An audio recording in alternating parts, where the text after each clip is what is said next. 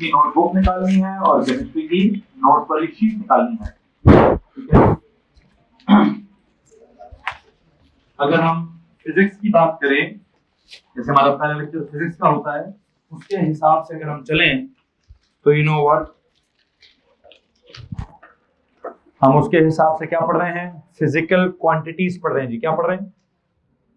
Physics के हिसाब से हम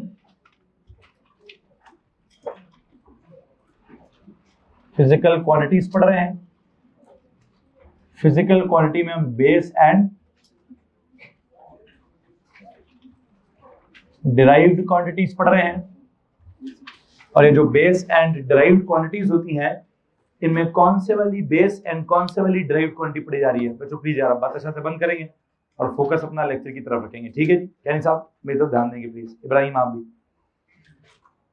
कौन सी बेस और कौन सी डिराइव्ड, मैं एक दफा दोबारा आखिरी दफा रिपीट किए देता हूं कि हमने सबसे पहले क्या पढ़ा था, लेंथ, उसके साथ एरिया वॉल्यूम, फिर मास, उसके साथ वेट डेंसिटी, फिर टाइम, उसके साथ टाइम पीरियड और फ्रीक्वेंसी। अभी क्या पढ़ रहे हैं?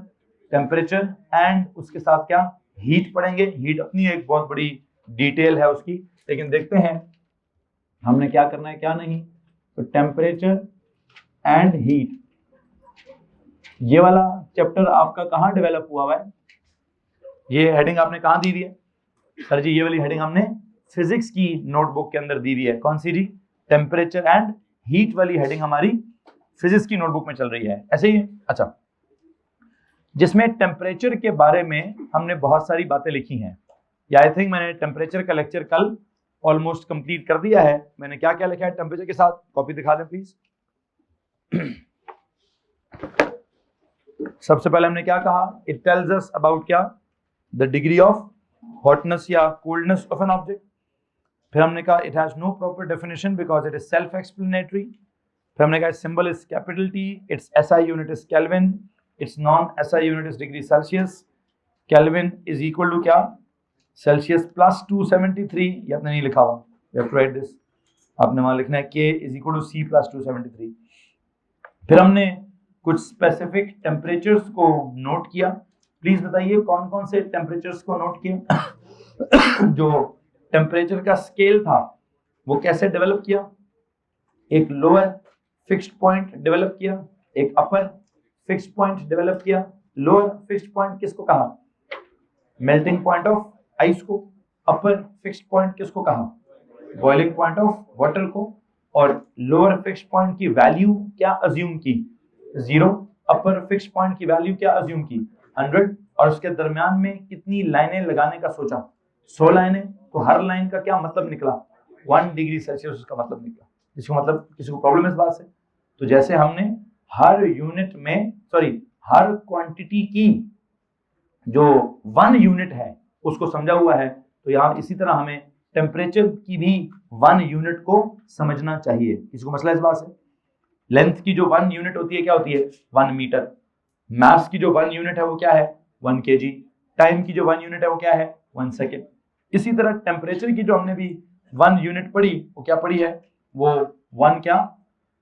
1 डिग्री सेल्सियस पढ़ा है। और उसका क्या मीनिंग है, पिघलती हुई बर्फ से लेकर उबलते हुए पानी तक के सफर में, इस सफर को क्या किया जाए, इसके 100 अगर स्टेप्स बनाए जाएं तो पहले स्टेप को हमने क्या बोला हुआ है, 1 डिग्री सी बोला हुआ है। और अल्टीमेटली अगर हम वो आपकी नोट शीट के साथ अपने लेक्चर को रिलेट करें तो वहां हमने स्टेज नंबर 1 में क्या कहा था, हमने कहा था कि जब भी आप किसी सब्सटेंस को हीट करते हैं तो क्या होता है, क्या होता है, उसके पार्टिकल्स उस हीट एनर्जी को एब्जॉर्ब करते हैं। और जब पार्टिकल्स हीट एनर्जी को एब्जॉर्ब कर लेते हैं तो क्या होता है, उन पार्टिकल्स की एवरेज काइनेटिक एनर्जी में इजाफा होता है, मतलब उनकी एवरेज स्पीड में इजाफा होता है, मतलब उनकी एवरेज वाइब्रेशन में इजाफा होता है, जिसको हम कहते हैं कि केमिस्ट्री के हिसाब से तो पार्टिकल्स की वाइब्रेशंस तेज हो रही हैं, पार्टिकल्स की स्पीड तेज हो रही है,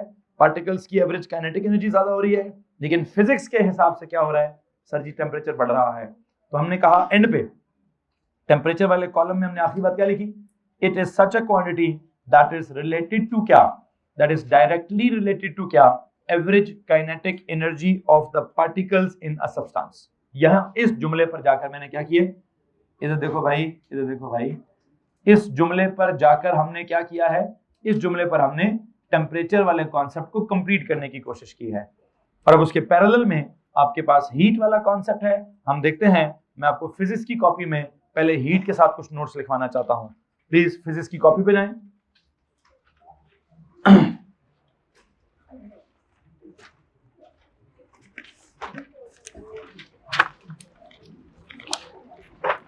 सुना जनाब साहब,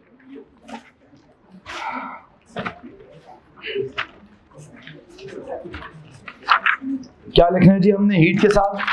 सबसे पहली बात ये लिखिए, व्हाट इज हीट? हीट होता क्या है? It is a form of energy. लिखिए जी, it is a form of energy. Heat के साथ आपने यहाँ टेम्परेचर के साथ नोट्स लिखे हुए हैं बहुत सारे। मैं अभी किसके साथ नोट्स लिखवाना चाहता हूँ? यहाँ पर हीट के साथ नोट्स लिखवाना चाहता हूँ, ठीक है। सबसे पहली बात क्या लिखवा रहा हूँ? What is it? It is a form of energy. It is a form of energy.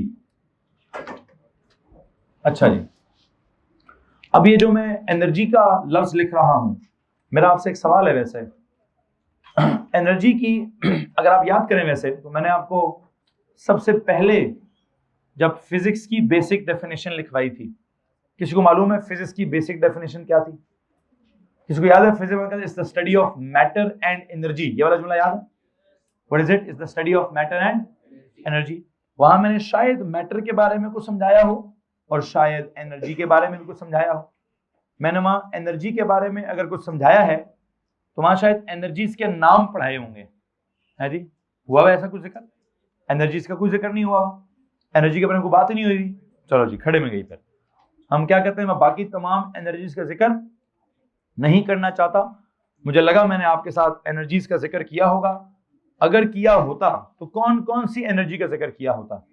मैंने आपके साथ हीट एनर्जी का जिक्र किया होता, साउंड एनर्जी का जिक्र किया होता, लाइट एनर्जी का जिक्र किया होता, केमिकल एनर्जी का जिक्र किया होता, इलेक्ट्रिकल एनर्जी का जिक्र किया होता, न्यूक्लियर एनर्जी का जिक्र किया होता, बहुत सारी मुख्तलिफ और भी किस्म की एनर्जीज का जिक्र किया होता। लेकिन अभी हम यूं करेंगे कि हमने, अब मुझे याद आ गया कि मैंने फिजिक्स की डेफिनेशन में अल्टीमेटली क्या लिखवा दिया था? इज द स्टडी ऑफ क्या? Physical quantities. मैंने अगर मैटर और एनर्जी लिखवाया भी था तो मैंने अपना टॉपिक मैटर और एनर्जी में से निकाल दिया था। निकाल कर मैं कहां पहुंच चुका था? फिजिकल क्वांटिटीज तक पहुंच चुका था। वैसे मैं वो पहला पेज देखना चाहता हूं। आप में से अगर किसी के पास पहला लेक्चर लिखा हुआ है, प्लीज अपनी मुझे वो कॉपी दे दीजिए ताकि मुझे देखने में आसानी हो कि मैंने शुरू में क्या किया।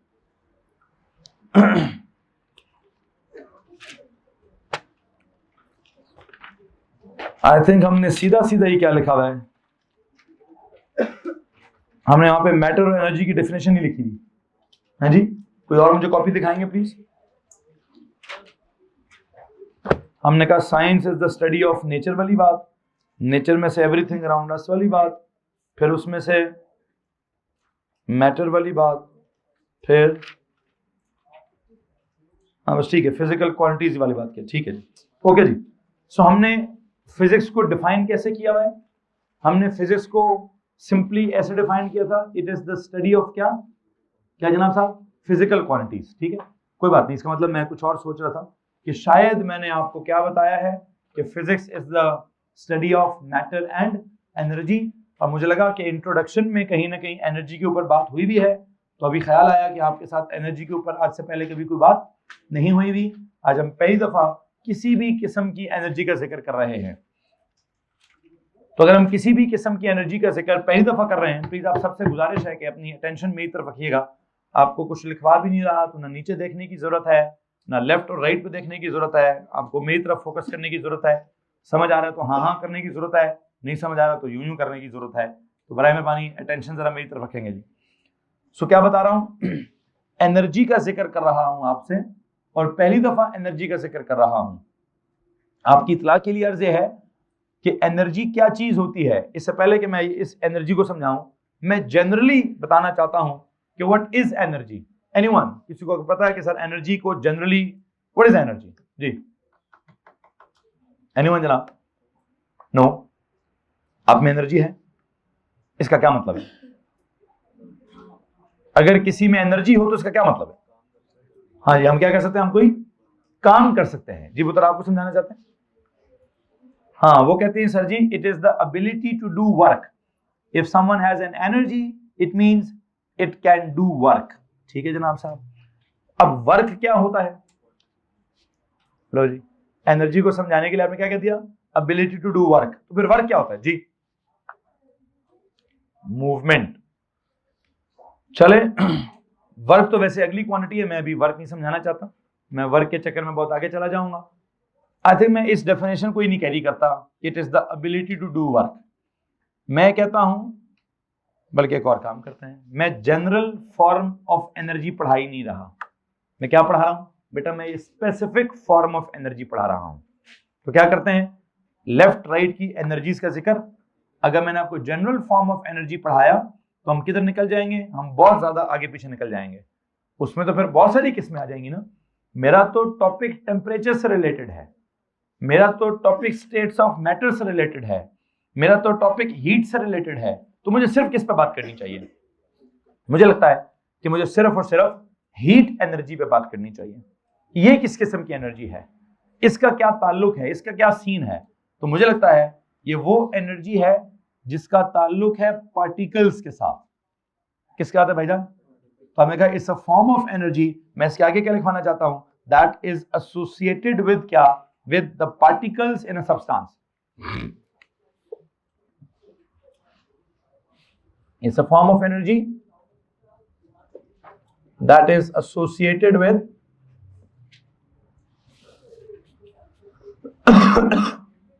with क्या?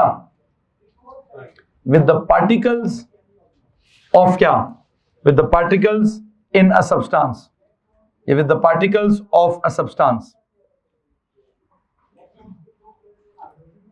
अब आप एक बात पे गौर कर रहे हैं कि सब्जेक्ट मेरा कौन सा चल रहा है? फिजिक्स। लेकिन मैंने डेफिनेशन में किसको इन्वॉल्व कर दिया है? पार्टिकल्स को। तो पार्टिकल्स क्या साइंस है? पार्टिकल्स वाली साइंस तो केमिस्ट्री है। तो कहने का मतलब यह है कि मैं इस हीट वाले टॉपिक को प्योरली फिजिक्स के तरीके से नहीं पढ़ाना चाहता। मैं पहले इस हीट वाले टॉपिक की क्या एक्सप्लेन करना चाहता हूं, इसकी पहले केमिस्ट्री एक्सप्लेन करना चाहता हूं। और मुझे जब इसकी केमिस्ट्री एक्सप्लेन कर लूंगा फिर मैं किधर निकलूंगा? फिर मैं वापस इसके फिजिक्स में फिजिक्स के फार्मूलों पे भी जाऊंगा। कहां जाऊंगा जी? फिजिक्स में इसके बारे में क्या होंगे? अगर ये फिजिकल क्वांटिटी है और आपको पता है ये डिराइव्ड क्वांटिटी है, तो बेटा फिर इसका क्या होगा? इसका कोई ना कोई फार्मूला भी होगा। तो हाँ जनाब, मैं इसके फार्मूले पे भी जाऊंगा, लेकिन फार्मूले में बाद में जाना चाहता हूं। पहले इसकी थोड़ी थोड़ी केमिस्ट्री अगर हम डिस्कस कर लें तो मुझे लगता है कि काम हमारे लिए जरा आसान हो जाएगा। हम क्या कहेंगे? मैंने कहा it's a form of energy that is associated with the क्या? with the particles of a substance। अब इसका पार्टिकल्स के साथ क्या एसोसिएशन है? हमने कल पढ़ा है। क्या पढ़ा है? क्या पढ़ा हमने कल? कल हमने पढ़ा था कि सर अगर आप क्या करेंगे? Explain what will happen when you do what? When we heat a substance, heat a solid substance. तो आपने क्या कहा कि हीट करने से पहला काम क्या होता है? हीट करने से पहला काम क्या होता है? सर जी पहले तो पार्टिकल्स उस एनर्जी को एब्जॉर्ब करते हैं। एब्जॉर्ब करके क्या होता है? उसकी वाइब्रेशन तेज हो जाती है, उसकी एवरेज स्पीड तेज हो जाती है, उसकी एवरेज काइनेटिक एनर्जी तेज हो जाती है, जिसको हम फिजिक्स में क्या कहते हैं? कि उसका टेम्परेचर ज्यादा हो जाता है। फिर टेम्परेचर क्या पूरी जिंदगी ज्यादा होता रहता है? मैंने कल मिसाल किसकी दी थी आपको? फ्राइंग पैन की। कि अगर आप फ्राइंग पैन को हीट करेंगे तो इनिशियली क्या होगा? केमिस्ट्री के हिसाब से पार्टिकल्स की स्पीड तेज होगी और फिजिक्स के हिसाब से उसका टेम्परेचर ज्यादा होगा। टेम्परेचर आप किचन में कितना इंक्रीज कर सकते हैं? अगर आप वो जो आप किचन की जो चूल्हा है, चूल्हे में से जो आप आग निकल रहे हैं, मेरा नहीं ख्याल को बहुत ज्यादा कोई आप 1000 तक नहीं जा सकते वहां। बहुत हुआ तो कहीं 100 या 200, या आप कहें सर जी मैंने तो चूल्हा बहुत तेज कर दिया और बहुत ढेर सारी देर के लिए हीट कर दिया है। और कितना हीट कर दिया है कि कल मुझे को क्या था? रेड हॉट वाला हीट। कितना हीट कर दिया? समटाइम्स अगर कोई चीज बहुत ज्यादा आप हीट कर दें तो क्या होता है? उस चीज में से कुछ रेडिएशंस निकलना स्टार्ट हो जाती हैं, हमें नजर आने लगता है। क्या? रेड हॉट नजर आने लगता है। अब उस बच्चे का सवाल था सर वो रेड हॉट क्यों हो जाता है, नजर क्यों आता है रेड, मतलब किसी भी मेटल को आप हीट करें तो पिघलने से पहले वो क्या करता है, वो रेड क्यों हो जाता है? बिकॉज उसमें इतनी एनर्जी आ जाती है, इतनी एनर्जी आ जाती है कि उसमें से भी एनर्जी निकलना स्टार्ट हो जाती है, इंफ्रारेड रेडिएशंस निकलती हैं उसमें से। कौन सी निकलती हैं? या वो प्रॉपरली रेड निकलती हैं या फिर इंफ्रा वाली रेड रेडिएशंस निकलती हैं, जिस वजह से वो क्या नजर आता है, तो थोड़ा रेड होने लग जाता है। वैसे तो हमारी बॉडी में से भी क्या निकल रहा है, हमारी बॉडी में से भी रेडिएशन निकल रही है, लेकिन वो कौन सी है, वो थोड़ी लोअर रेड है नजर, वो कैसे नजर आएंगे? वो कोई कह रहा वो क्या होता है नाइट विजन वाला कैमरा जिसमें से वो रेड रेड नजर आता है, ठीक है, अगर हम उस तरह का कैमरा लगाएं तो हमें एक दूसरे कैसे नजर आएंगे, रेड रेड नजर आएंगे। It's not just the metal जो रेड नजर आता है, हम खुद भी रेड है, हमारे अंदर से भी रेड रेडिएशन निकल रही है, लेकिन वो रेड कैसी है, इंफ्रा रेड है, इतनी कम रेड है कि प्रॉपरली हमारी आंखें उसको रेड की तरह परसीव नहीं कर पाती। उनको रेड परसीव करने के लिए कोई कैमरा इस्तेमाल करना, जो कहते हैं नाइट विजन कैमरा समथिंग उसको कहते हैं।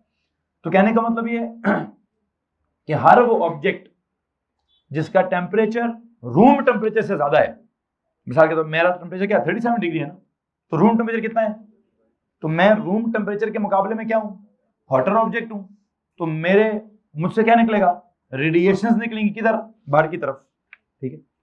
तो क्या होता है, क्या होता है जनाब साहब, ये हम आगे जाके थर्मल फिजिक्स की मजीद डिटेल में पढ़ेंगे, लेकिन इस वक्त उस बच्चे का मुझे सवाल याद आ गया कि सर आप मेटल को हीट करें तो क्या हो रहा है, तो मुझे लगता है कि आप किचन के अंदर पिघला तो नहीं सकते फ्राइंग पैन को, मैक्सिमम क्या कर सकते हैं, मैक्सिमम उसको रेड हॉट तक लेके जाएंगे, उसको रेड लावा नहीं बना सकते आप, मतलब उसको बिल्कुल लिक्विड फॉर्म में आप उसको कन्वर्ट नहीं कर पाएंगे। उसके लिए कितना टेम्परेचर चाहिए होगा, वो तो हजारों तक जाना है मुझे, कम से कम 1000 या 2000 तक जाना पड़ेगा, 1000 या 2000 तक शायद मैं टेम्परेचर किचन में नहीं लेके जा पाऊंगा। अच्छा, अब करते करते क्या हुआ, कल जब क्लास खत्म हुई तो सवाल थोड़े फनी होना स्टार्ट हो गए, यहाँ मैं 5 मिनट रुक गया इनके पास। एक मुझे कहता है कि सर आप कढ़ाई में ना वो क्या कहते हैं फ्राइंग पैन में अंडे पका के देंगे कि कढ़ाई पका के देंगे। अच्छा, साथ वाला क्या कहता है, कहता है सर जी क्या हम भी पिघल सकते हैं, ठीक है, किधर क्या हुआ हम भी पिघलने वाला, वो कहते हैं सर जी क्या हम इंसान भी उसको भी हीट करें तो पिघल जाएगा। मैंने कहा भाई अंडे पकाने तक ठीक था, कढ़ाई बनाने तक भी ठीक था, तू तो अब मुझे कहता है जी इंसान को पकाएं और गलाएं, हैं जी, तो उसका शायद दिमाग खराब हो गया। खैर बहरहाल मैं वो कढ़ाई वाली मिसाल आपको दे देता हूँ कि हाँ अगर आपने अंडा फ्राई करना है तो उसको शायद 40 डिग्री काफी है अंडे को क्या करने के लिए, फ्राई करने के लिए, उसको आपको 100 डिग्री तक हीट करने की जरूरत नहीं है, 50 डिग्री पे शायद फ्राई हो जाता है। हाँ अगर आपको क्या कहते हैं गोश्त पकाना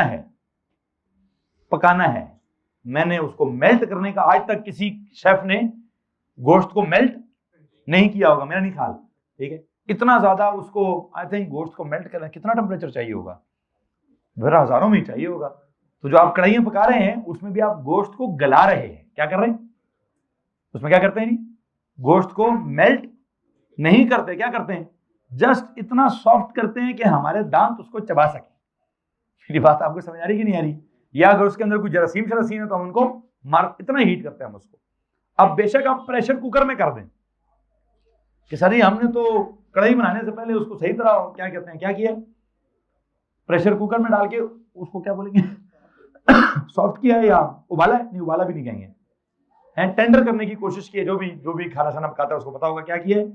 तो क्या होता है आपका टेम्परेचर अगर 300 भी चला गया, 400 भी चला गया, 500 भी चला गया, क्या नहीं हुआ अभी तक, पिघलना बहुत दूर है भाई, पिघलना किधर है, पिघलना बहुत दूर है। पिघलने का काम क्या होगा, देखिए नहीं सर बताएं तुझे पिघल जाऊंगा, मैंने कहा हाँ पुत्र पिघल तो दुनिया की हर चीज जाएगी, ठीक है, ये तो डिपेंड करता है कि आप उसको 3000 डिग्री पे लेके जाएं, किसी को 4000 पे लेके जाएं, ठीक है, पिघलने को तो हड्डियां भी पिघल जाएंगी आपकी, ठीक है, लेकिन अस्तगफुरुल्लाह माज़अल्लाह मैं सोचना भी नहीं चाहता भाई कि किसी इंसान का गोश्त जो है वो पिघलाना तो दूर की बात, पकाना बड़ा मुश्किल काम है। इंसान को तो थोड़ी सी आग लगी ना तो चीखें उसकी आसमान पे जाती हैं, ठीक है। हाँ पिघलने का कॉन्सेप्ट अगर है तो शायद दोज़ख के अंदर पिघलने का कॉन्सेप्ट हो। मेरी मुस्कुराहट खत्म होना चाहती है, अभी थोड़ी देर पहले मैं फनी हो रहा था, लेकिन अभी मुझे एकदम से जो इंसान के ऊपर वो थोड़ी सी आग लगती है हमें, और हमें कितना कितनी तकलीफ होती है। कभी किसी का स्किन बर्न हुआ है थोड़ा सा भी, एनीवन पुत्र, वो एक दफा बर्न हो जाए ना तो 15 दिन तो ना बंदे को सीस ही होती रहती है, है नहीं। बंदा उस जगह को नहीं कहता बस इसको कोई ना देखे, ना कोई हाथ लगाए, ना कुछ भी करे, वो इतने दर्द में, छोटा सा एक जो छाला है ना वो भी इंसान को इतनी तकलीफ देता है। अब इस तकलीफ को हम ना अगर बर्दाश्त नहीं कर सकते तो सोचिए उस बच्चे का जरा सवाल थोड़ी देर के लिए महसूस कीजिए।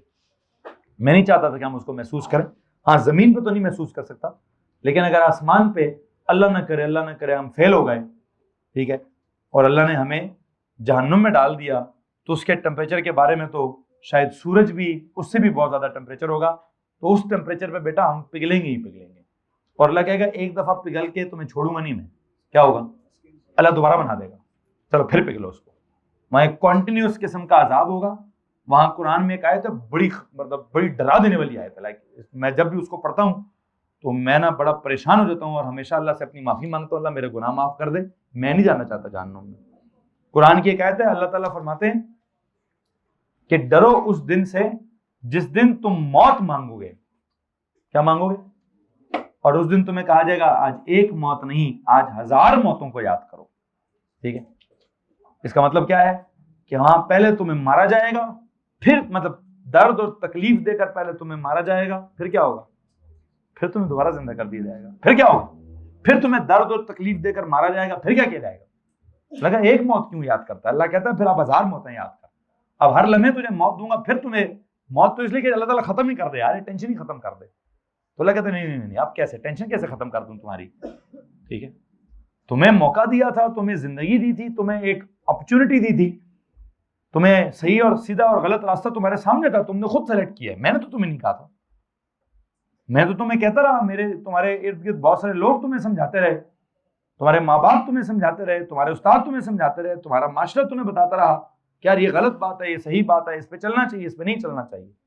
तुम ही ढीठ बने हुए थे, तुम्हारे अंदर ही पता नहीं कौन सा शैतान घुसा हुआ था, तो आओ बस तुम भी जलो, तुम्हारा शैतान भी जलेगा इधर। तो बड़ी मुश्किल सिचुएशन है बेटा ये। ठीक है, हमें ना तो बताया जाता है, ना इसको अल्लाह कहता है डराओ इनको। अल्लाह ताला ने नबी को कहा, ऐ नबी हमने तुम्हें बशीर और नजीर बनाकर भेजा है। हमें तो मोहम्मद सल्लल्लाहु अलैहि वसल्लम के बड़े प्यारे प्यारे नाम बताए जाते हैं ना। ठीक है, उनके नामों में अल्लाह ने उनके 2 और नाम रखे हैं, किसी को पता है? बशीर और नजीर, इसका मीनिंग पता है एनीवन? बशीर का मतलब है बशारत देने वाला, खुशखबरी देने वाला, कि जो ईमान वालों को क्या किया करे, उनको खुशखबरी दिया करे, उनको बताया करे यार तुम्हें जन्नत मिलेगी, तुम्हें वहां पे ये मिलेगा, तुम्हें वहां पे वो मिलेगा, उनको खुशी की खबर सुनाओ। और नजीर का मतलब क्या है? इनको डराओ, इनको बताओ कि इनके साथ वहां क्या होगा। तो अल्लाह ने नबी पर हुक्म नाजिल किया कि तुम इनको, जो तुम्हारे इर्द गिर्द अच्छे लोग हैं, मोमिन लोग हैं, हाँ उनको खुशखबरी दो, उनको बताओ कि उनके साथ वहां अच्छा अच्छा होगा।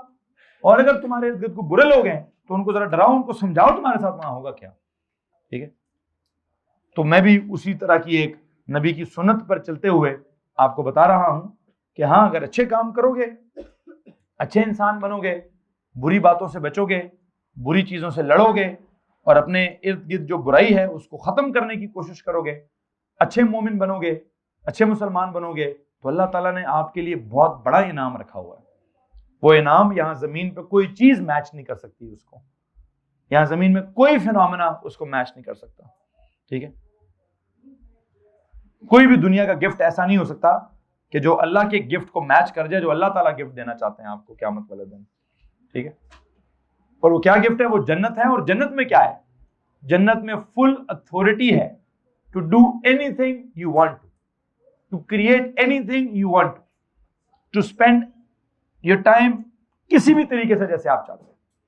आप वहां पढ़ना चाहते हैं पढ़ लीजिएगा, वहां खेलना चाहते हैं खेल लीजिएगा, वहां नाचना चाहते हैं नाच लीजिएगा, जो आपका दिल है वहां कर लीजिएगा। उसका माहौल हमारे इस प्लेनेट अर्थ जैसा माहौल नहीं होगा, ना वहां पे ज्यादा धूप होगी तो ना वहां अंधेरा होगा, वहां हर चीज हमारी मर्जी की होगी, जैसे हम चाहते हैं वैसी होगी। ठीक है, 100% जैसे हम चाहते हैं वैसी होगी। सिर्फ एक शर्त पर, अल्लाह कहता है जिस जमीन पे तुम्हें भेजा है, यहां जो तुम चाहते हो हर चीज वैसी नहीं होगी, यहां तुम्हारी हर ख्वाहिश पूरी नहीं होगी, यहां तुम्हें एक इम्तिहान की तरह रहना पड़ेगा, यहां तुम्हें अपनी ख्वाहिशात को कंट्रोल करना पड़ेगा, यहां तुम्हें अपनी ख्वाहिशात को समटाइम्स मारना भी पड़ेगा। ठीक है, बस ये जंग तुमने लड़नी है। अगर ये जंग तुमने अपने आप से लड़ ली, अगर तुमने अपने आप से कैसी जंग लड़ ली अपनी ख्वाहिशात के साथ अगर तुमने फाइट कर ली और तुम जीत गए, है थोड़ा मुश्किल काम है, अल्लाह को भी पता है। अल्लाह कहता है अपने आप से, औरों से तो जीतना बात की बात है, अपने आप से तुमने जीतना है, क्योंकि तुम्हारा अपना आप तुम्हारा समटाइम दुश्मन हो जाएगा। क्यों? वो तुम्हारे दिल में ऐसे इमोशंस क्रिएट करेगा जो तुम्हें बाद में नुकसान पहुंचाएंगे। वो तुम्हारे दिल में ऐसे ख्याल क्रिएट करेगा जो ख्याल तुम्हारी तरबियत खराब करेंगे। वो तुम्हारे इर्द गिर्द जिंदगी में ऐसे मौके आ जाएंगे जब तुम गलत रास्ते की तरफ चल पड़ोगे। बस अल्लाह हमसे एक ही चीज चाहता है कि हर लम्हे तुम अपने आप से लड़ते रहना। अगर तुम लड़ते रहे और लड़ते लड़ते तुम जीत गए तो हाँ, तुम्हें मैं क्या करूंगा, तुम्हें मैं अपने पास, जब मेरे पास से जिंदगी को खत्म कर कर आओगे तो वहां तो बहुत लंबी जिंदगी है, वहां तो ना खत्म होने वाली जिंदगी है। और उस जिंदगी में क्या होगा, यहां तो इंसान जितना मर्जी है, मैं अक्सर पढ़ता हूं तो वो कहते हैं इंसान बेशक इस पूरी दुनिया का बादशाह बन जाए, वो फिर भी डिप्रेस्ड रहेगा, क्योंकि इस प्लेनेट अर्थ के ऊपर डिप्रेशन ही डिप्रेशन है। ठीक है, उसको अल्टीमेट सुकून और अल्टीमेट खुशी जो है वो यहाँ नहीं नसीब हो सकती। हाँ, यहाँ अगर उसको टेम्परेरी खुशी और जो थोड़ी ज्यादा चलो ज्यादा लॉन्ग लास्टिंग खुशी है वो अगर चाहिए तो उसको नेक काम करने पड़ेंगे, अच्छे काम करने पड़ेंगे, लोगों का दिल जीतना पड़ेगा, लोगों के साथ अच्छाई करनी पड़ेगी। ठीक, तो जमीन के मामलात ही थोड़े अजीब से हैं, जन्नत के मामलात ऐसे नहीं है। जन्नत की हवा में कोई जरासीम नहीं है, जन्नत की हवा में या जन्नत का एटमॉस्फेयर हमें कभी भी नहीं मारेगा। हम इधर तो हमारा खुद का एटमॉस्फेयर हमें मार देगा। जमीन का एटमॉस्फेयर ही ऐसा है कि यहाँ आप एक पर्टिकुलर ईयर्स से ज्यादा रह ही नहीं सकते। इसका एटमॉस्फेयर हमें एजिंग करता है हमारी, इसका एटमॉस्फेयर हमारा स्किन डैमेज करता है, इसका एटमॉस्फेयर हमारा कहीं ना कहीं कोई बैक्टीरिया कोई वायरस क्रिएट करके हमें बीमार करता है, और बीमार करके कहीं ना कहीं हमें अल्लाह मियां को प्यारा भी करता है। जन्नत का ऐसा एटमॉस्फेयर ही नहीं है। जन्नत का एटमॉस्फेयर है इटर्नल लाइफ, ऐसा एटमॉस्फेयर है कि वहां कोई बीमार नहीं होगा, वहां किसी को तकलीफ नहीं होगी, वहां कोई नेगेटिव इमोशन नहीं होगा, वहां कोई गुस्सा नहीं आएगा, वहां कोई गोल्स भी नहीं होंगे, वहां बस एक काम होगा, क्या, दैट इज पार्टी। वहां और कुछ मतलब इसी तरह जिंदगी गुजरती रहेगी वहां। तो अल्लाह कहता है जो अच्छे लोग यहाँ पर हैं उनको क्या पढ़ाया जा रहा है, आपको हीट एनर्जी पढ़ाई जा रही है। पर हमने हीट के साथ सबसे पहली बात क्या कही, it is a form of energy that is associated with क्या, with the particles of a system, of a substance, of matter, whatever. तो जब पार्टिकल्स की बात होती है तो फिर बात किधर चली जाती है, बात केमिस्ट्री में चली जाती है। जब केमिस्ट्री में बात चली जाती है तो केमिस्ट्री में कौन से टॉपिक में है जी, स्टेट्स ऑफ मैटर में बात चल रही है। और स्टेट्स ऑफ मैटर में क्या चल रहा है, चेंज ऑफ स्टेट चल रहा है। और चेंज ऑफ स्टेट में क्या सिचुएशन है, स्टेट चेंज करने के लिए क्या चाहिए, हीट चाहिए। तो हीट के साथ सबसे पहला काम और क्या लिखूं, इधर ध्यान दो जी, heat is a form of energy, पहले कहा एसोसिएटेड विद पार्टिकल्स, अब क्या कहूं, heat is a form of energy that will do two things. क्या टू थिंग्स, स्टेज वन क्या कहती थी, हीट से क्या होगा, पार्टिकल्स की एवरेज काइनेटिक एनर्जी ज्यादा होगी या पूरे सब्सटेंस का टेम्परेचर ज्यादा होगा। तो हीट का एक काम क्या है, अब्दुल्ला बोर्ड पे देखो, हीट का एक काम क्या है, केमिस्ट्री के हिसाब से average kinetic energy of the particles को ज्यादा करना या फिजिक्स के हिसाब से टेम्परेचर को ज्यादा करना। अच्छा, फिर एक और काम भी है, स्टेज टू क्या है, स्टेज टू ये है कि पार्टिकल्स के दरमियान की फोर्सेस को या थोड़ा ओवरकम कर लेना, या एंड पे देखेंगे कंप्लीट, बॉइलिंग में क्या देखेंगे, कंप्लीटली तोड़ देना। ठीक है, और वो हमें फिजिक्स में कैसे नजर आएगा, स्टेट चेंज कर देना। क्या होगा भाईजान, दो बातें चल रही हैं, प्लीज ऑब्जर्व कीजिए और दिमाग में पक्के से नोट कर लीजिए कि हीट करेंगे तो क्या क्या होगा, क्या क्या होगा। स्टेज वन में क्या होगा जी, स्टेज वन में क्या होगा सर जी, एवरेज काइनेटिक एनर्जी ज्यादा होगी, मतलब टेम्परेचर ज्यादा होगा। स्टेज टू में क्या होगा, जब टेम्परेचर किसी एंड तक पहुंच गया, जब टेम्परेचर किसी लिमिट तक पहुंच गया, जब टेम्परेचर किसी पॉइंट तक पहुंच गया, किस पॉइंट तक, सॉलिड के लिए मेल्टिंग पॉइंट तक, तो अब क्या होगा, अब टेम्परेचर में मजीद इजाफा, तो फिर हीट क्या करेगी, हीट क्या करेगी, हाँ अब हीट मतलब टेम्परेचर में इजाफा अगर नहीं हो रहा तो एवरेज काइनेटिक एनर्जी में भी इजाफा नहीं होगा। तो फिर किस में, फिर हीट कहाँ जाएगी, हीट कहाँ खर्चा होगी, हीट कहाँ डिस्पेंस एक्सपेंस होगी, हीट जो है वो केमिस्ट्री के हिसाब से बोलूंगा तो क्या करेगी, फोर्स ऑफ अट्रैक्शन को तोड़ने की कोशिश, और केमिस्ट्री के हिसाब से बोलूंगा तो क्या करेगी, सॉरी केमिस्ट्री के हिसाब से बोलूंगा तो पार्टिकल्स के दरमियान की फोर्स ऑफ अट्रैक्शन को तोड़ने की कोशिश या ओवरकम करने की कोशिश, और अगर मैं फिजिक्स के हिसाब से बोलूंगा तो स्टेट को चेंज करने की कोशिश होगी। तो जनाब साहब आपने कल अपने जो नोट्स वाले हैंडआउट्स हैं यहां पर कुछ नोट्स लिखे होंगे, क्या कि हीटिंग करने से क्या होता है, क्या लिखा आपने, हीटिंग करने से क्या होता है। आपने एक तरफ हीटिंग की क्या लिखी थी, हाँ जी, एक तरफ लिखा फिजिक्स ऑफ हीटिंग, एक तरफ आपने लिखा हुआ है फिजिक्स ऑफ हीटिंग, दूसरी तरफ क्या लिखा हुआ है, केमिस्ट्री ऑफ हीटिंग। पहले मैं आपको केमिस्ट्री सुना दूं, what is chemistry of heating.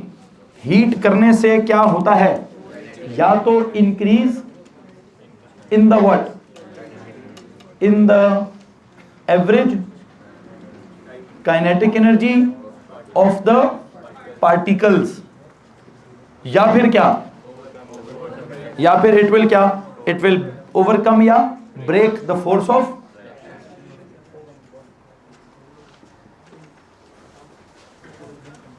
The force of attraction between क्या, बिटवीन द पार्टिकल्स। तो ये कहानी कौन सी है, ये पार्टिकल्स की कहानी है। तो पार्टिकल्स के साथ हमने क्या किया, हीट ने पार्टिकल्स के साथ क्या करना है वो आपके सामने जनाब साहब, कि हीट ने पार्टिकल्स के साथ क्या करना है, या उनकी स्पीड तेज कर देनी है, या उनकी फोर्सेस ऑफ अट्रैक्शंस को तोड़ना है, या ओवरकम करने की कोशिश करनी है।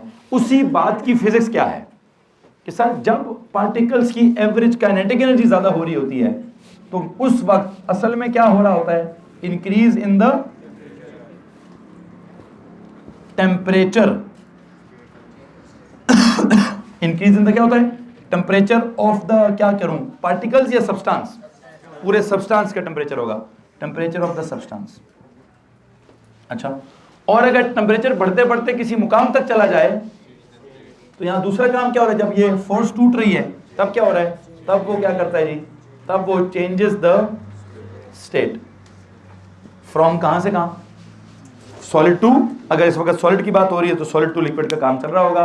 किसी को मसला इस बात से, ये बात आपने कहां कहां लिख दी है, ये बात आपने कहां लिखी है जी, आपके वर्कशीट वाले मतलब नोट शीट के ऊपर आपने लिखा हुआ है, एक तरफ फिजिक्स ऑफ हीटिंग, एक तरफ केमिस्ट्री ऑफ हीटिंग। किसी को मसला इस बात से नहीं, ओके। एक काम मैं एक दफा दोबारा बताना चाहता हूं, दोबारा सुनिए सवाल क्या था, explain what happens when we heat a solid substance. दोबारा जाएं, इधर लिखो एक्सप्लेन व्हाट हैपेंस, सवाल के पीछे क्या लिखना था, एक्सप्लेन व्हाट हैपेंस व्हेन क्या, when we heat a solid. तो पहला जवाब क्या है, स्टेज 1। मुझे जरा स्टेज 1 की समरी सुना दो। स्टेज 1 की समरी क्या है कि एवरेज काइनेटिक एनर्जी ज्यादा होगी या टेम्परेचर, वैसे सवाल पूछो, स्टेट को क्या होगा, स्टेट चेंज नहीं होगी। अब ये एक नया टॉपिक है, क्या नया टॉपिक है, जब स्टेज 1 हो रही होती है तब स्टेज 2 नहीं होती, जब स्टेज 2 हो रही होती है तब स्टेज 1 नहीं होती। क्या मतलब इस बात का कि या तो काम क्या होगा, या तो काम भाईजान जो है वो, या तो ये काम मतलब ये हो रहा है, दिस इज क्या, स्टेज नंबर ये भी स्टेज नंबर 1 है ना। तो दोनों सेम बातें, मुख्तलिफ बातें, ये दोनों सेम बातें। हमने कल लिखा भी था कहीं, टेम्परेचर इज रिलेटेड टू, याद आ रहा है, टेम्परेचर इज रिलेटेड टू क्या लिखा था, average kinetic energy of the particles. इसमें किसी को मसला जी, एनीवन। फिर क्या होता है, जब टेम्परेचर कहां, दोबारा सुनिए प्लीज, जब टेम्परेचर बढ़ते बढ़ते बढ़ते बढ़ते कहां पहुंचेगा, अपने मेल्टिंग पॉइंट पर, किस पर, तो वहां जाकर क्या होता है, वहां जाकर मजीद एवरेज काइनेटिक एनर्जी में इजाफा नहीं होता, बल्कि अब वो पार्टिकल्स की वाइब्रेशंस इतनी इतनी इतनी इतनी तेज कि अब क्या होंगी, अब वो एक दूसरे से लूज होंगे, एक दूसरे से अलग होंगे, एक दूसरे से क्या बोलते हैं वो, उनके बीच में जो फोर्स है, फोर्स ऑफ अट्रैक्शन जो है, अब क्या होगा, अब वाइब्रेशंस इतनी तेज हो जाएंगी, टेम्परेचर इतना ऊपर चला जाएगा कि अब उससे ज्यादा ऊपर जाना मुमकिन उसके लिए, जब तक क्या नहीं होता, जब तक फोर्स ऑफ अट्रैक्शन ओवरकम नहीं होती, जब तक स्टेट चेंज नहीं होती।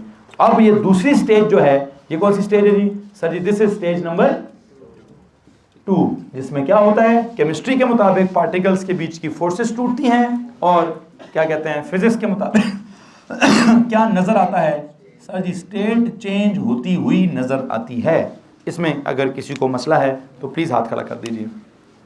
एनीवन? तो जो फ्राइंग पैन वाली मिसाल थी, पहले हीट करते जाओ टेम्परेचर बढ़ता जाएगा, टेम्परेचर बढ़ते बढ़ते किधर जाएगा? मेल्टिंग पॉइंट पे जाएगा। मेल्टिंग पॉइंट पर जब वो चला गया तो फ्राइंग पैन मेल्ट होना स्टार्ट हो जाएगा। यहां तक अगर किसी को मसला है तो प्लीज हाथ खड़ा कीजिए। और जब फ्राइंग पैन मेल्ट हो रहा होगा तब क्या होगा? तब मेल्ट हो रहा होगा, स्टेट चेंज हो रही होगी, टेम्परेचर चेंज नहीं हो रहा होगा। क्या नहीं हो रहा जी? तब टेम्परेचर चेंज नहीं होगा। तो एक काम कीजिए, जो आपने दरमियान के प्रॉपर नोट्स में स्टेज 1 की हेडिंग है ना, स्टेज 1 की हेडिंग के सामने क्या लिखा है? स्टेज 1 की जो हेडिंग है क्या लिखा है उसके सामने? कुछ ने पहले से लिखा हुआ है। क्या लिखा है जी? स्टेज 1 में क्या होता है? टेम्परेचर इंक्रीज होता है, स्टेट क्या होती है? अनचेंज्ड होती है। इस बात, ये तो फिजिक्स है ना, इसकी केमिस्ट्री क्या है? टेम्परेचर इंक्रीज होने का मतलब क्या है? एवरेज काइनेटिक एनर्जी इंक्रीज हो रही है, लेकिन स्टेट अनचेंज मतलब फोर्स ऑफ अट्रैक्शन अभी break, force of attraction not overcomed. ये आपकी स्टेज नंबर 1 की समरी है जी। स्टेज नंबर 1 के सामने थोड़ी स्पेस खाली है, उसके सामने ये, उसके नीचे तो पूरा पैराग्राफ लगा हुआ है ना। स्टेज 1 के सामने 2 छोटे छोटे ये लफ्ज दे दीजिए कि टेम्परेचर इंक्रीज होगा, स्टेट अनचेंज्ड होगी, मतलब एवरेज काइनेटिक एनर्जी ज़्यादा होगी, force of attraction not overcomed होगी। और स्टेज 2 के सामने जाए, वहाँ क्या लिखेंगे? स्टेज 1 के सामने अंग्रेजी मैंने लिख दी लंबी चौड़ी, स्टेज 2 के सामने भी छोटे से पॉइंट्स बना के लिखते हैं। क्या हो रहा है? क्या होगा जी? सर जी यहाँ पे क्या बोलते हैं, स्टेट चेंज होगी तो टेम्परेचर क्या होगा? सर जी टेम्परेचर अनचेंज्ड होगा। मतलब क्या है इस बात का? स्टेट चेंज होगी। स्टेट चेंज होगी का मतलब क्या है? Sir force of attraction overcome होगी या ब्रेक की जाएगी, जबकि टेम्परेचर अनचेंज मतलब एवरेज काइनेटिक एनर्जी में इजाफा, average kinetic energy unchanged. Hello जी, किसको परेशानी है इस बात में? एनीवन?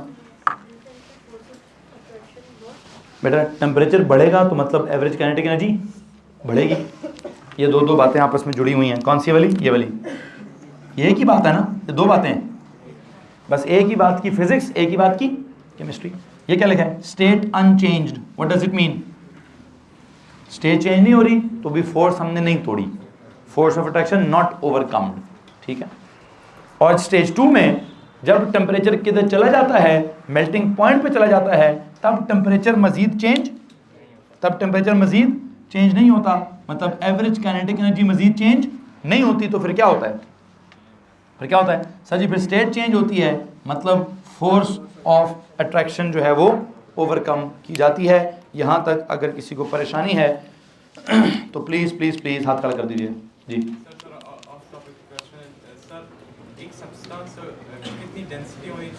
नहीं सॉरी नहीं पढ़ाऊंगा, इतना ऑफ टॉपिक नहीं जाऊंगा, अभी इन द टॉपिक रहूंगा, ये मेरे लिए बड़ा ज़रूरी है। तो क्या चल रहा है जी, सुने ज़रा। स्टेज 1 में जो मैंने डिटेल लिखी हुई है कि जी क्या होता है जब आप हीट करते हैं तो इस particles absorb heat energy due to which average kinetic energy of the particles increase, which increases the average speed of the vibration of the particles, hence the temperature also increases, and we can say that temperature is directly related to average kinetic energy. What happens in stage 2?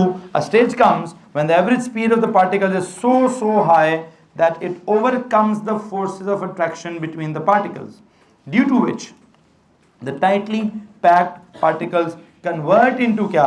Loosely packed particles, and the solid is said to be melting. उसके आगे भी कुछ लिखा था, temperature at this stage is said to be melting point. ठीक हो गया। और उसके नीचे अब फैक्ट क्या लिखा हुआ है? क्या फैक्ट लिखा हुआ है? Temperature remains constant during melting and the fixed constant temperature at which melting occurs is known as क्या? Melting point. और एक आधी चीज का मेल्टिंग पॉइंट बताया हुआ है, किसका? आइस का। आइस का मेल्टिंग पॉइंट क्या है? लिखा हुआ है कि नहीं? लिखा हुआ है, दिखाएं जी। क्या करें जनाब? हाँ भी लिखा है जी, melting point of ice is equal to क्या? 0 डिग्री सी। एक और चीज का मेल्टिंग पॉइंट मैं बता देता हूँ, नमक का, NaCl। किसका जी? लिखा वहां पे आगे, मेल्टिंग पॉइंट ऑफ NaCl कितना? 800 degree C. 800 degree C, 800 degree C, ठीक है जी। इसी तरह अगर मैं कहूं जी मेल्टिंग पॉइंट ऑफ डायमंड, क्या होगा? Almost 4000 degree C. क्या जनाब साहब? लेकिन खैर किस किस का कितना कितना मेल्टिंग पॉइंट है ये मैं आपको बाद में कभी वैल्यूज लिखवा दूंगा। बहरहाल एक सवाल लिखा हुआ, इसको वाइंड अप करेंगे और टॉपिक एंड करेंगे। 5 मिनट्स प्लीज। सवाल क्या लिखा है? Why does the temperature remain constant during क्या? ड्यूरिंग क्या? During any change of state. Why does the temperature remain constant during any change of state although heat is provided constantly? हाँ जी, इस सवाल का जवाब आप देंगे, मैं तो समझा चुका हूं कि जब आप हीट दे रहे हैं और स्टेट चेंज हो रही है तो टेम्परेचर क्यों नहीं चेंज होता? कोई और जी आप बताएं। Heat energy is being used to overcome the force. हाँ कहते हैं सर दो अलग अलग काम है ना यार, हमेशा नहीं, हमेशा तो हीट ने टेम्परेचर को इंक्रीज करने वाला काम नहीं करना। एक वक्त आता है कि हीट क्या करता है, फिर हीट फोर्स ऑफ अट्रैक्शन को तोड़ने वाला काम करता है। तो स्टेज 1 को हम अलग रखेंगे, स्टेज 2 को हम, स्टेज 1 में हीट ने अलग काम करना है, स्टेज 2 में हीट ने अलग काम करना है। किसी को मतलब है इस बात से? मैं फिजिक्स में अब इनका नाम रखूंगा, उस हीट का क्या नाम होगा? गौर से मेरा सवाल है भाई, आखिरी बात है, उस हीट का क्या नाम होगा जिसने टेम्परेचर को चेंज करना है? उसको कहते हैं हीट कैपेसिटी। क्या कहते हैं? उस हीट का क्या नाम होगा जिसने स्टेट चेंज करनी है? उसको कहते हैं लेटेंट हीट। क्या कहते हैं? तो हीट कितनी तरह की हुई? 2 तरह की। एक हीट क्या करती है? एक हीट करती क्या है? टेम्परेचर चेंज करती है। अगर हम फिजिक्स में जाएं, अगर हम कहते हैं फिजिक्स में जाएं, एक हीट ने क्या करना है? Increases the temperature of the substance. आपको पता है इसका नाम क्या है? इधर जाके नाम लिखें। क्या नाम लिखें? Heat capacity. हीट कैपेसिटी जो आपने कहा ना फिजिक्स ऑफ हीटिंग, क्या लिखा था? प्लीज बोर्ड पे देखेंगे, प्लीज बोर्ड पे देखेंगे। फिजिक्स ऑफ हीटिंग में वो वाली हीट जिसकी वजह से क्या हुआ? टेम्परेचर ज्यादा हुआ, मैंने नाम क्या रख दिया उसका? Heat capacity. और वो वाली हीट जिसकी वजह से स्टेट चेंज होगी उसका नाम क्या है? Latent heat. अब ये अंग्रेजी मैंने कहां से पैदा किया है मुझे नहीं पता, नाम है, क्या नाम है जी? हाँ सर उसामा से पूछ लीजिएगा। लेटेंट हीट नाम रख लीजिए। इसका मतलब हीट के कितने इफेक्ट्स होते हैं? 2। उनकी केमिस्ट्री क्या होती है? ये वाली या ये वाली। उनकी फिजिक्स क्या होती है? ये वाली या ये वाली। इसका नाम क्या है? Heat capacity. इसका नाम क्या है? तो जब मैं फिजिक्स की कॉपी पे जाऊं तो क्या करूं? इसका अलग से फार्मूला बनाना है, इसका अलग से। किधर? ये काम फिजिक्स का है, केमिस्ट्री का काम, केमिस्ट्री का काम चल रहा है। फिजिक्स का काम क्या है भाई? तुमने ड्राइव क्वांटिटी पढ़ी है तो उसका कोई फार्मूला होगा। उसका फार्मूला क्या होगा? यहां से आगे मैं आपकी नोट्स इसके ऊपर, ये शीट के ऊपर यहां से आगे मैं नहीं लिखवाऊंगा। यहां से अगर मैंने लिखवाना है तो किधर लिखवाऊं? वो आपकी फिजिक्स की नोटबुक के ऊपर लिखवाऊंगा मैं। बहरहाल यहां पे क्या हो रहा था? कहते जी सवाल दोबारा सुनिए। इन्होंने कहा सर जब टेम्परेचर क्या होता है, जब स्टेट चेंज हो रही होती है, तब जो आप हीट देते हैं वो हीट किस काम आती है? वो हीट इस काम नहीं आती, वो हीट इस काम आती है। तो जब वो हीट इस काम आती है तो क्या हो रहा है? ये हो रहा है। और उस हीट को कहते हैं क्या है? लेटेंट हीट कहते हैं। इसको मसला इस बात से। तो क्या जवाब लिखा हुआ है? Heat is not used to increase the average kinetic energy any more and hence the temperature remains constant. However, the heat energy provided during the change of state is only used to overcome or break the bonds or the forces of attraction between the particles.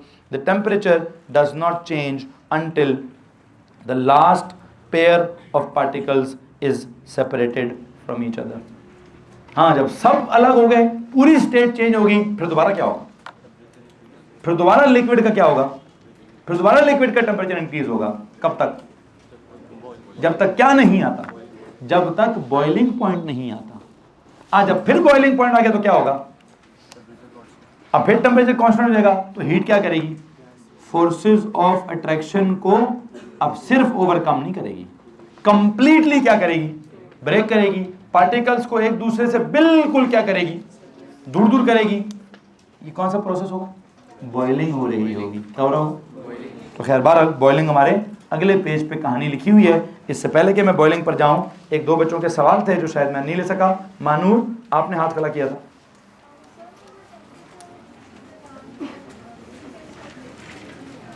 अभी तो मैंने उनका relation आपस में बनाया ही नहीं है, मतलब फिजिक्स वाला रिलेशन पूछ लिया आप।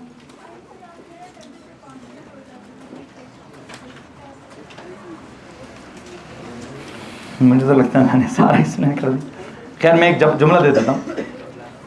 आप देखें कोई भी सॉलिड है आपके पास, आप उस सॉलिड को क्या कर रही हैं, हीट कर रहे हैं। हम क्या कर रहे हैं, तो हीट बेसिकली मैं चूल्हे में से निकलने वाली आग को कह रहा हूँ। किसको कह रहा हूँ, आग को क्या कह रहा हूँ, हीट कह रहा हूँ।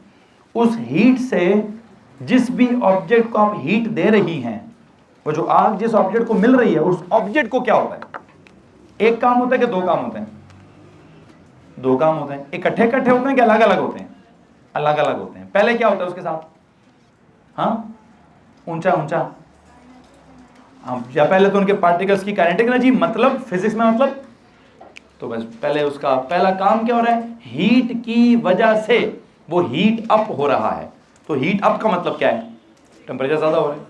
टेम्परेचर ज्यादा होते होते पूरी मतलब जीरो से इन्फिनिटी तक तो नहीं जाएगा, कहां जाएगा, एक वक्त आएगा जिस वक्त पर क्या होगा, जिस वक्त पर टेम्परेचर रुक जाएगा मजीद ऊपर, तो उस वक्त पर क्या होगा, उस वक्त पर फोर्स ऑफ अट्रैक्शन वो ओवरकम होगी, मतलब स्टेट चेंज होगी। और स्टेट जब चेंज हो रही होगी, हीट हम दे रहे होंगे, फोर्स ऑफ अट्रैक्शन को तोड़ने के लिए हीट की जरूरत होगी। लेकिन अब हीट क्या नहीं करेगी, अब हीट ये वाला काम नहीं करेगी, अब हीट ये टेम्परेचर वाला काम, अब हीट ने क्या काम करना है, हीट ने अब ये वाला काम करना है, फोर्स को तोड़ने वाला या स्टेट को चेंज करने वाला। Do you get this. तो जब हीट का दूसरा काम, हाँ अगर हीट का वाला काम खत्म हो गया, फिर हीट का दोबारा क्या काम स्टार्ट हो जाएगा, फिर हीट ने ये वाला काम स्टार्ट कर देना है। फिर अगर टेम्परेचर किसी पॉइंट पे चला गया, किस पॉइंट पर, पहले था मेल्टिंग पॉइंट पर, फिर बॉइलिंग पॉइंट पर, तो वहां फिर क्या होगा, वहां फिर टेम्परेचर रुक जाएगा, फिर क्या होगा, फिर स्टेट चेंज होगी। फिर जब स्टेट सारी चेंज होगी तो फिर क्या होगा, फिर टेम्परेचर ऊपर। तो इसका मतलब हीट का सबसे पहला ताल्लुक किसके साथ है, टेम्परेचर के साथ है, कि हीट के ज्यादा होने से टेम्परेचर ज्यादा होता ही होता है। लेकिन एक वक्त आता है जब टेम्परेचर थोड़ी देर के लिए रुक जाता है, उस वक्त पर हीट का क्या काम है, स्टेट चेंज कर देना। और उस वक्त उस हीट को कहते क्या है, जो हीट स्टेट चेंज करती है उसको लेटेंट कहते हैं, जो हीट टेम्परेचर चेंज करती है उसको हीट कैपेसिटी कहते हैं। तो हीट कितनी किस्मों की हुई, दो। पहली किस्म हीट की क्या करेगी, टेम्परेचर बढ़ाएगी फिजिक्स के मुताबिक, और दूसरी किस्म क्या करेगी, स्टेट चेंज करेगी, ये उसकी फिजिक्स है। या फिर हीट क्या करेगी, केमिस्ट्री क्या है सर, पार्टिकल्स की एवरेज काइनेटिक एनर्जी बढ़ाएगी, या फिर क्या करेगी, आई थिंक ये उसकी जनरल हीट है। ठीक है, तो हीट और टेम्परेचर सेम चीजें नहीं है, हीट से टेम्परेचर बढ़ता है but not always. I think that's it. यहां से आगे कुछ सवाल जवाब है तो हम क्या करेंगे,